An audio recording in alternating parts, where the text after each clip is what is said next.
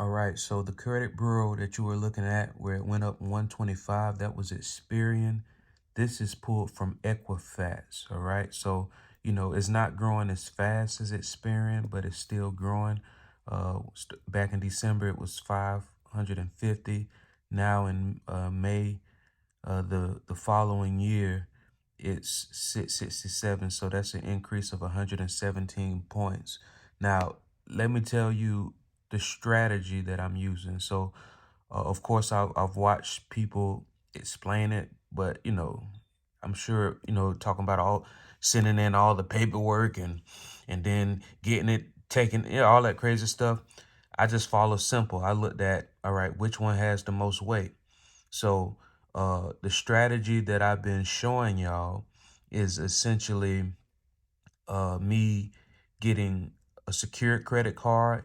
But very important part of the process is getting the secured loans too.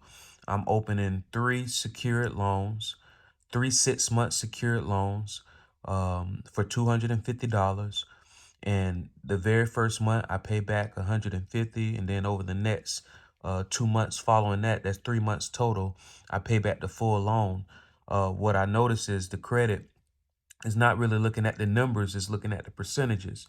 So according to the bureaus that's calculating this stuff, I just paid back 100% of my loan in 60% of the time. So that's why you see those sharp inclines, right? Now, be prepared when you're building your credit. It's gonna, like, that's what happens when you're implementing the right things. It'll drop before it goes up.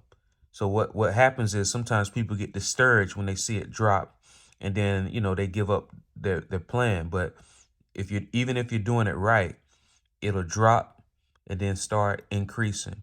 And so what I'm looking at is, they say you know, y- uh, length of credit history is important, right? Now, what some people might say is, man, you starting all of those 6 months account, you're lowering your average credit history length. Like, so what it does is it adds up the time that you've been with these different credit bureaus and credit lines. It adds them all up, and then it divides it by the number of accounts, and you get your average credit history length. But look at it. Credit history length is 15%.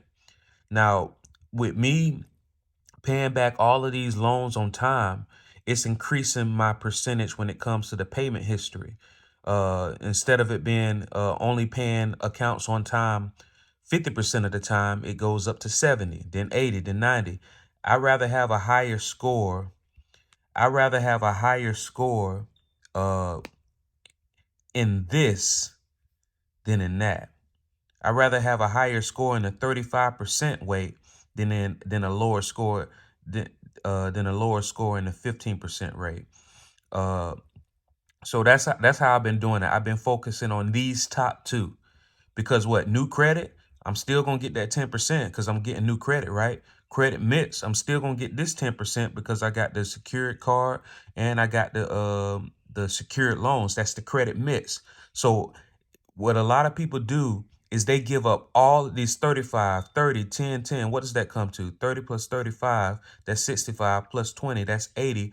They give up 85 points trying to save the average length of credit history, which is only 15% of the whole total.